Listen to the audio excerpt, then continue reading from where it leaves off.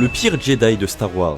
Si vous êtes du genre à faire attention aux détails, vous avez peut-être remarqué que dans le Conseil Jedi, il y a eu un changement. Avant Hagen Kolar, c'était un Jedi du nom de Ed Kos. Mais pour des raisons personnelles, ce dernier a décidé de quitter l'ordre Jedi peu de temps avant l'ordre 66. Il a donc échappé à la mort et il a fondé une famille avec une autre Zabrak. Mais à peine son enfant venait de naître, il a eu une visite surprise. Et c'était personne d'autre que Dark Vador.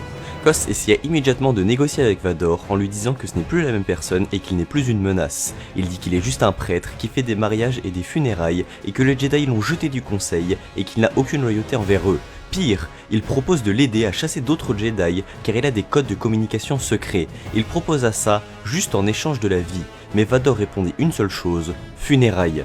Kos utilisa alors la force pour jeter un droïde sur Vador et pour exploser la cheminée. Il attrapa son sabre laser qui était dedans et il fit face au Seigneur Noir.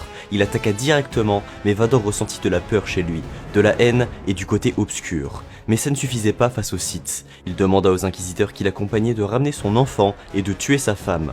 Une inquisitrice la localisa facilement, mais étrangement, elle laissa la femme passer. Le vaisseau décolla, mais l'inquisitrice n'avait pas fini. Elle utilisa la force pour prendre l'enfant, et la mère ne pouvait rien faire. Kos, quant à lui, s'est retrouvé complètement affaibli, et quand il a vu son enfant dans les mains de l'inquisitrice, c'était fini.